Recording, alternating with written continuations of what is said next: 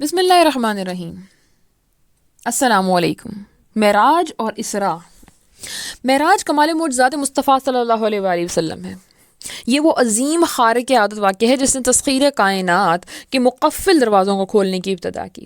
انسان نے آگے چل کر تحقیق و جستجو کے جن بند کیواڑوں پر دستک دی اور خلا میں پیچیدہ راستوں کا تلاش کا فریضہ سر انجام دیا۔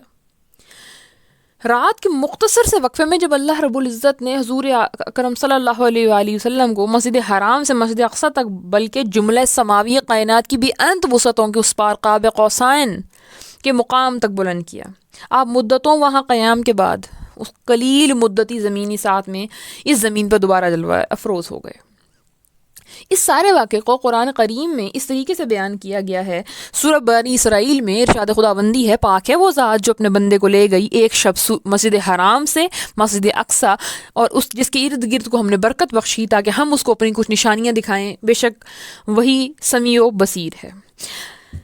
واقعہ معراج کو نبی صلی اللہ علیہ وسلم کی اس حدیث میں بیان کیا گیا ہے کہ نبی صلی اللہ علیہ وسلم نے فرمایا کہ میں حتیم میں لیٹا ہوا تھا، ایک صحابہ حضرت جبرائیل علیہ السلام میرے پاس آئے اور میرا سینہ چاک کیا، سینے کے اوپر سے ناف تک چاک کیا، پھر میرا دل نکالا اور ایک سونے کا تشت لایا گیا جو ایمان سے بھرا ہوا تھا، اس سے میرے دل کو دھویا گیا اور واپس رکھ دیا گیا۔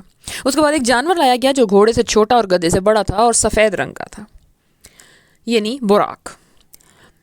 آپ صلی اللہ علیہ وسلم نے فرمایا اس کا ہر قدم اس کے منتہائے نظر پر پڑتا تھا، مجھے اس پر سوار کیا گیا۔ معراج کی رات نبی صلی اللہ علیہ وسلم کے سامنے بیت المقدس کو پیش کیا گیا اور آپ صلی اللہ علیہ وسلم نے مسجد اقصی میں نماز ادا کی، اور آپ صلی اللہ علیہ وسلم نے فرمایا کہ میں نے وہاں پہ انبیاء علیہ السلام کی امامت کی۔ اس کے بعد حضرت جبرائیل علیہ السلام نبی صلی اللہ علیہ وسلم کو لے کر پہلے آسمان پر پہنچے تو دروازہ کھلوایا گیا، پوچھا گیا کون صاحب ہیں تو انہوں نے بتایا کہ حضرت جبرائیل علیہ السلام۔ پوچھا گیا آپ کے ساتھ کون ہیں تو آپ صلی اللہ علیہ وسلم کے بارے میں بتایا کہ حضرت محمد صلی اللہ علیہ وآلہ وسلم۔ کیا انہیں بلانے کے لیے آپ کو بھیجا گیا تھا تو انہوں نے جواب دیا ہاں۔ تو آواز آئی خوش آمدید، کیا ہی مبارک آنے والے ہیں، اور دروازے کو کھول دیا گیا۔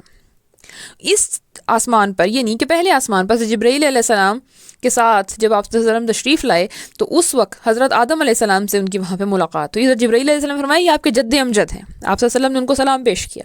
اس کے بعد حضرت محمد صلی اللہ علیہ وآلہ وسلم دوسرے آسمان پر تشریف لے گئے۔ جب دوسرے آسمان پر تشریف لے کے گئے تو وہاں حضرت یحییٰ اور حضرت عیسیٰ علیہ السلام سے ملاقات ہوئی۔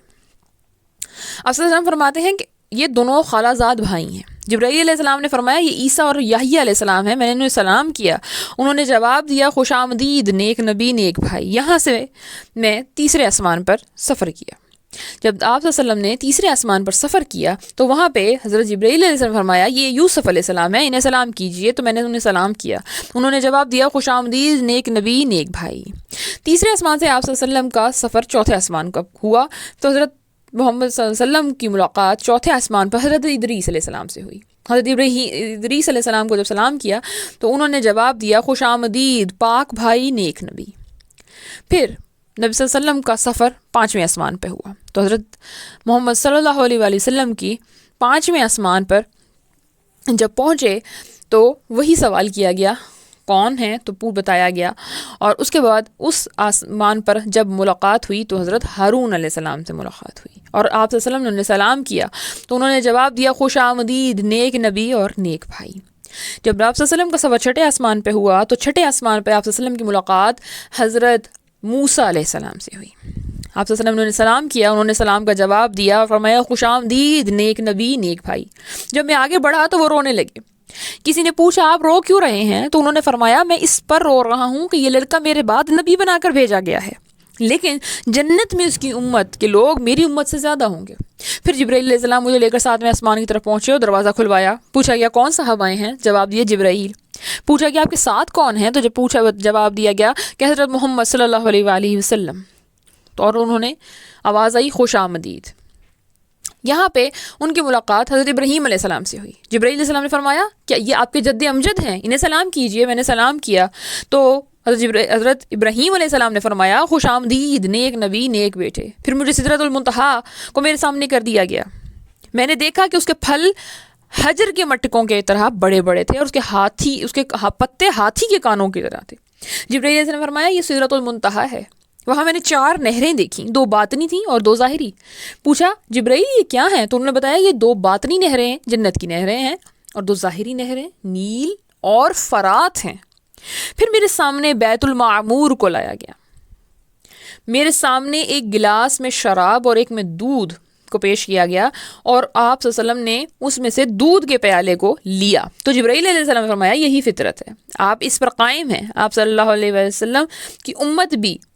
پھر مجھے پر روزانہ 50 نمازیں فرض کی گئیں۔ تو آپ صلی اللہ علیہ وسلم جب وہاں سے واپس ہوئے تو آپ صلی اللہ علیہ وسلم کا سامنا حضرت موسیٰ علیہ السلام سے ہوا، تو حضرت موسیٰ علیہ السلام نے فرمایا آپ کو کس چیز کا حکم ہوا؟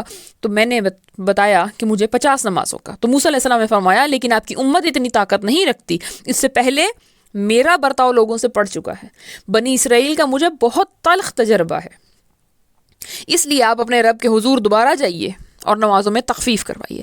اسی طرح نبی صلی اللہ علیہ وسلم نے بار بار وہاں پہ حضرت موسیٰ علیہ السلام کے کہنے پر جب تشریف لے کے گئے تو آخر 5 نمازوں کا حکم ہوا۔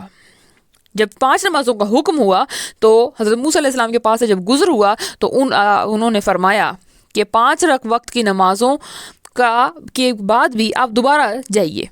تو آپ صلی اللہ علیہ وسلم نے فرمایا کہ مجھے شرم آتی ہے، اور اس کے بعد آپ صلی اللہ علیہ وسلم نے فرمایا میں اس پر راضی ہوں۔ آپ صلی اللہ علیہ وسلم نے فرمایا میں گزرنے لگا تو مجھے ندا آئی، میں نے اپنا فرض جاری کر دیا اور اپنے بندوں پر تخفیف کر چکا۔ اس کے بعد نبی صلی اللہ علیہ وسلم نے فرمایا کہ میں ایک کنارے کے پاس پہنچا جس کے دونوں ایک ایسی نہر کے کنارے پہنچا جس کے دونوں کناروں پر خولدار موتیوں کے ڈیرے لگے ہوئے تھے۔ میں نے پوچھا اے جبرائیل یہ نہر کیسی ہے؟ تو انہوں نے بتایا یہ حوض کوثر ہے جو اللہ تعالیٰ نے آپ کو عطا کیا ہے۔ اس کے بعد میں نے جنت میں جھانک کر دیکھا تو وہاں اکثر لوگ غریب تھے، اور میں نے جب جہنم میں دیکھا تو وہاں زیادہ عورتیں تھیں۔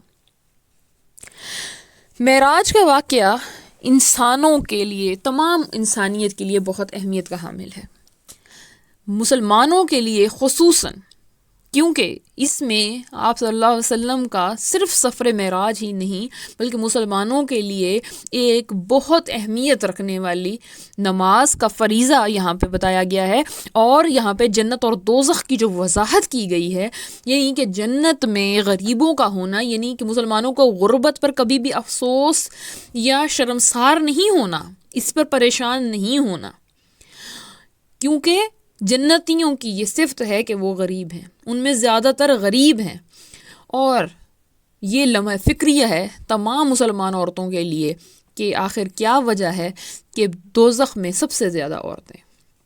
اس کی وضاحت نبی صلی اللہ علیہ وسلم کی ایک اور حدیث میں کی گئی کہ آخر دوزخ میں سب سے زیادہ عورتیں کیوں ہیں، تو نبی صلی اللہ علیہ وسلم